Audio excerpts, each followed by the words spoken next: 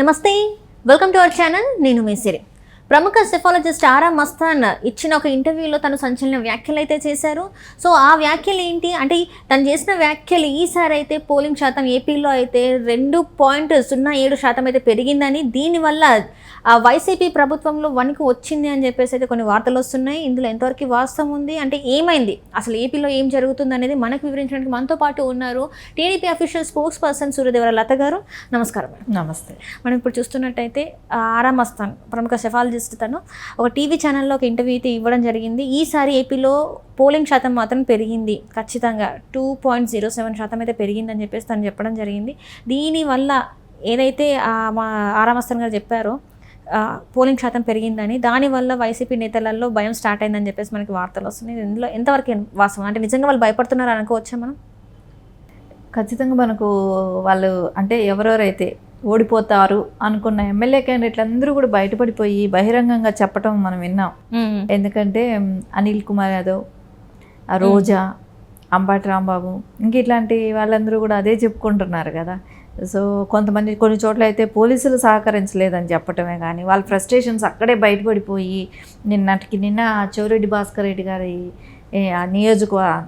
ఇది పులివర్తి నాని గారిని అంటే మనిషిని చంపేసైనా మళ్ళా ఎలక్షన్కి వెళ్దాం అనే రేంజ్లో ఉన్నారు అని అంటే ఎంత క్రూరంగా ఆలోచిస్తున్నారు. ఇంకా కౌంటింగ్ అవ్వలేదు, ఇంకా టైం పడుతుంది. సో పోలింగ్ అయింది నిన్ననే అన్న ఆలోచన కూడా లేకుండా మనుషుల్ని అప్పుడే చంపటానికైనా ప్రయత్నిస్తున్నారు. పులివర్తి నాని గారి మీద చేసిన దాడే కానివ్వండి, ఇవన్నీ చూస్తుంటే మనకి ఎలా అనిపిస్తుంది, వాళ్ళకి పక్కగా తెలిసిపోయింది ఓడిపోతున్నామని. ఇప్పుడు ఆరా మస్తాన్ గారు ఇట్లాంటి వాళ్ళు ఇచ్చే సర్వేలు కూడా తెలుస్తున్నాయి. అంటే ఒక అవగాహన అంటూ వచ్చేసింది, క్లియర్ కట్గా గెలుస్తున్నాం అనేది ఒక అవగాహన. టీడీపీ గెలుస్తుంది, చంద్రబాబు నాయుడు గారు ప్రమాణ స్వీకారం చేస్తున్నారు అనేది అయితే ఖచ్చితంగా ఒక అవగాహన అంటూ ఏపీ ప్రజలకే కానివ్వండి, మొత్తం టోటల్ ఇండియా వైజ్ కూడా ఇది వచ్చేసింది. కానీ దీనిలో ఎవరు పార్ట్ ఉంది అంటే, ఇప్పుడు ఓట్ పోల్ అయిన శాతం కూడా పెరిగింది అంటే ఒక కసి మీద ఉన్నారు ప్రజలు. సో ఇది వరకు సర్లే ఎవరైనా గెలవనీలే అన్నట్టు కానివ్వండి, ఎవరు గెలిచినా రాష్ట్రాన్ని అభివృద్ధి చేస్తారనే కానివ్వండి, ఇలాంటివన్నీ ఆలోచించారు. కానీ ఈ గత 5 ఏళ్ళు మనం చూస్తే ఎక్కడా అభివృద్ధి లేదు. ఎక్కడికక్కడికి అప్పులు చేయటం, వాళ్ళ ఖజానాలు నింపుకోవటం, దుర్మార్గం, ఎదిరిస్తే అడిగితే చంపేయటం, మాస్కులు అడిగిన పుణ్యానికి చంపేసింది కూడా చూసాం మనం. ఈ కరోనాలో పడ్డ ఇబ్బందులే కానివ్వండి, ఇవన్నీ ఏదైనా చేసుకోవాలి. ఒక ఉద్యోగానికంటే పొరుగు రాష్ట్రం వెళ్ళాలి, ఒక మెడికల్ కంటే పొరుగు రాష్ట్రం వెళ్ళాలి, ఒక దేనికైనా కూడా ఒక అభివృద్ధి అనేది లేకుండా ఉంటే దేనికైనా పక్క రాష్ట్రాల మీద ఆధారపడి బతకాల్సిన పరిస్థితికి తీసుకొచ్చేసారు. సో ఇవన్నీ కూడా యువతలో కూడా ఆలోచించే అవకాశం ఈ టైంలో దొరికింది వాళ్ళకి. ఇలా ఉంటే మనకు ఒక క్యాపిటల్ సిటీ లేని రాష్ట్రం అయింది. సో మనం ఎక్కడికైనా బయట వెళితే కూడా చెప్పుకోలేని పరిస్థితిలో ఉన్నాం. మనకు రాష్ట్రం ఏదనంటే కూడా ఇవన్నీ కూడా ఈ సంవత్సరం యువతకి 10 లక్షల ఓట్స్ ఉన్నాయన్నమాట. యువత కొత్తగా ఓటు వచ్చిన వాళ్ళు.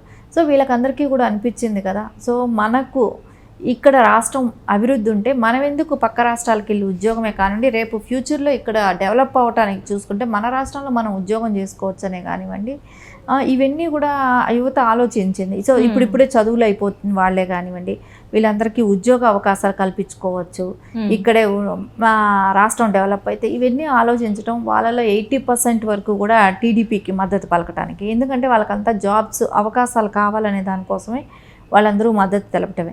ఇంకా పక్క రాష్ట్రాల నుంచి వచ్చిన వాళ్ళే కానివ్వండి, వాళ్ళు ఖచ్చితంగా ఇది వరకు కన్నా కూడా ఈసారి ఈ దఫా ఎన్నికల్లో చూస్తే ఖచ్చితంగా వాళ్ళందరూ మద్దతు తెలిపింది టీడీపీకి అని కనపడుతుంది. ఎందుకంటే వాళ్ళు ఓపెన్గా కూడా చెప్పటం జరిగింది.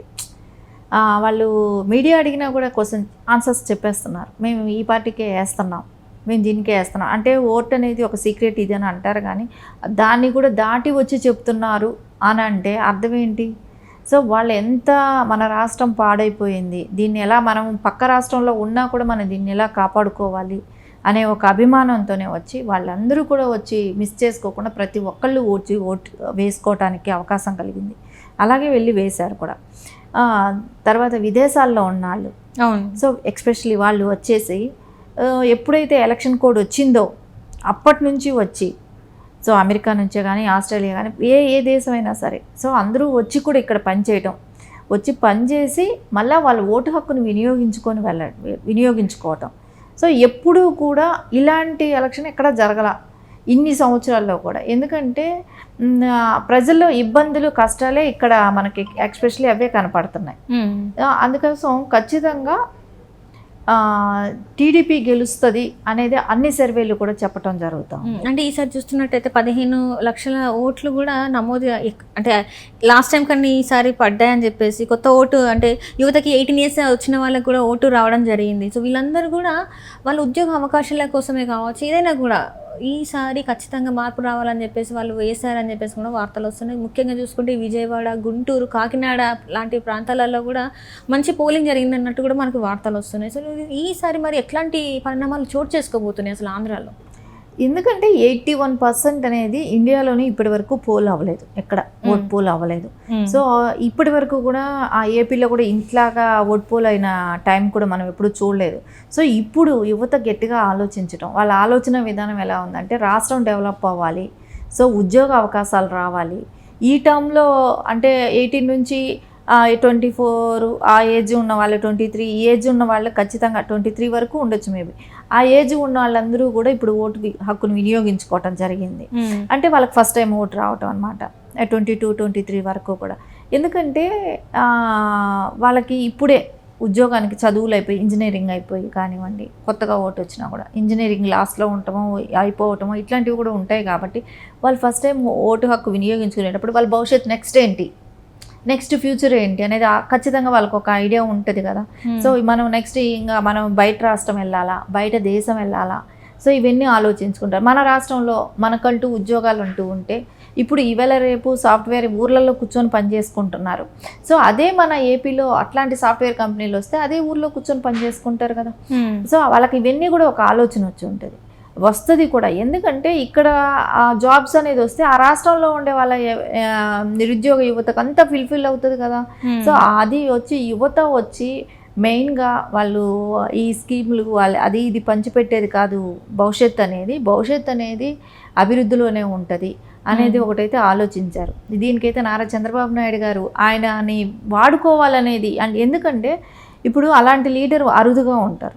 సో అలాంటి ఆయన్ని నమ్ముకొని ఆయనకు ఓటేస్తే ఆయన మూలాన మనకు కంపెనీలు రావటమే కానివ్వండి, ఆయన మీద భరోసాతో వచ్చే కంపెనీలే కానివ్వండి, ఇవన్నీ కూడా మనకు ఈ టర్మ్లో మనకు ఈ టర్మ్ మిస్ చేసుకుంటే మళ్ళా కష్టం ఏపీ పరిస్థితి. సో ఈ టర్మ్ని వాళ్ళు యూజ్ చేసుకోవాలనుకున్నారు. ఖచ్చితంగా ఈ టర్మ్ని వాళ్ళందరూ సద్వినియోగం చేసుకున్నారటే అనిపిస్తుంది. అంటే ఇప్పుడు చూస్తున్నట్టయితే ఎలక్షన్స్ అయిన తర్వాత కూడా ఇంకా ఏపీలో చాలా అల్లర్లు, ఉధృత పరిస్థితిని మనం చూస్తున్నాం. అసలు ఎందుకు ఇలాంటి పరిస్థితి నెలకొంది అసలు ఏపీలో ఓడిపోతున్నాం అనేది వైసీపీకి సంకేతాలు వెళ్ళిపోయాయి. సో వెళ్ళిపోయినప్పుడు వాళ్ళకి ఇంకా వేరే ఆప్షన్ లేదన్నట్టు ఇప్పటికైనా, అంటే మనం ఎగ్జాంపుల్ మొన్న జరిగిన ఇన్సిడెంటే కానివ్వండి, ఇది పులివర్తి నాని గారి మీద జరిగింది. అంటే మేము ఏమైనా చేసి ఆ వ్యక్తిని అడ్డు తొలగించుకొని మళ్ళీ పోలింగ్కి వెళ్తాం, సో మళ్ళీ మేము ఎలక్షన్కి వెళ్ళాలి, సో మేము గెలవాలి అనే ఒక, అంటే ఇంకా కౌంటింగ్ అవ్వలేదు, సో రిజల్ట్స్ బయట రాలేదు, అప్పుడే దాడులు చేస్తున్నారు. ఇవన్నీ చూస్తుంటే ఎలా అనిపిస్తుంది, ఇంకా వాళ్ళకి ఓటేయడానికి వెళ్ళిన చోట కూడా వాళ్ళని తిరగబడుతున్నారు, ఓటర్స్ తిరగబడుతున్నారు. సో ఇవన్నీ కూడా వాళ్ళకి పక్కాగా అర్థమైపోయింది. సో ఓడిపోతున్నామని, ఆ ఓడిపోతున్నాం అనే దానికోసం ఏం చేస్తున్నామో, ఎలా బిహేవ్ చేస్తున్నాం, ఎవరిని చంపాలని ప్లాన్ చేస్తున్నారు, ఇవన్నీ కూడా బయట వస్తున్నాయి ఇప్పుడు. సో ఖచ్చితంగా వీటి మీద కూడా యాక్షన్ తీసుకోవాలనేది అయితే ప్రజలందరికీ కూడా ఉంది. ఎందుకంటే వాళ్ళు ఓటును వాళ్ళు వినియోగించుకున్న దానికి సద్వినియోగం చేసుకున్నారు. ఆ చేసుకున్నది రిజల్ట్స్ వచ్చే వరకు కూడా వీళ్ళు ఎందుకు ప్రాణాలని కూడా, ఎమ్మెల్యే కంటే తెలుగుదేశం క్యాండిడేట్లకి ప్రాణాలకు భద్రత లేకుండా పోతుంది కదా. సో వీటి మీద కూడా యాక్షన్ తీసుకోవటం మంచిదిగా అనిపిస్తుంది. ఈసీ ఖచ్చితంగా వీటి మీద యాక్షన్ తీసుకోవాల్సిన అవసరం ఉంది. డిపార్ట్మెంట్ కూడా స్ట్రాంగ్గా ఉండాల్సిన అవసరం ఉంది. Right. Thank you so much.